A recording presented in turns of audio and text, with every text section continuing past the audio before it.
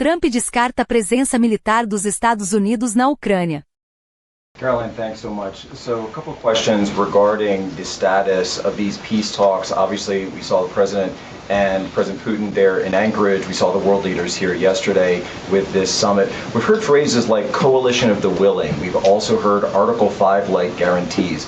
When it comes to the security guarantees, what is the current status of that? I know the President earlier today mentioned boots on the ground would be UK, France, Germany possibly, but unequivocally said no U.S. troops on the ground, but U.S. coordination. Can you elaborate on that, and what would the red lines be? Sure. Well, you got to the heart of what I was going to say to all of you today on security guarantees, which is the President has definitively stated U.S. boots will not be on the ground in Ukraine, but we can certainly help in the coordination and perhaps provide other means of security guarantees to our European allies. The President understands security guarantees are crucially important to ensure a lasting peace, and he has directed his national security team to coordinate with our friends in Europe and also to continue to cooperate and discuss these matters with Ukraine and Russia as well.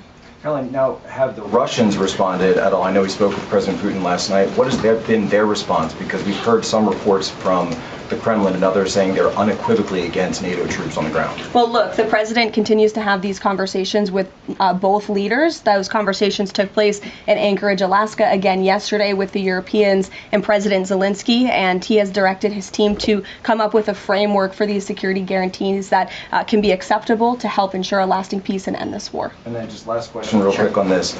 Regarding some of the funding, we're hearing questions about another round of weapon sales or possibly a round of U.S. purchases of Ukrainian drones.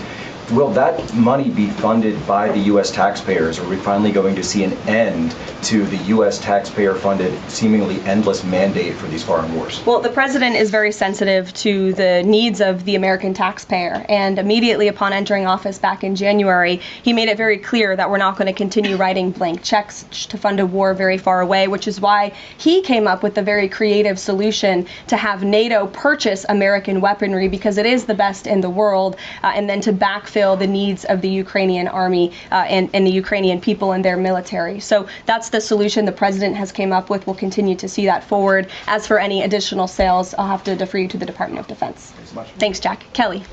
What has President Trump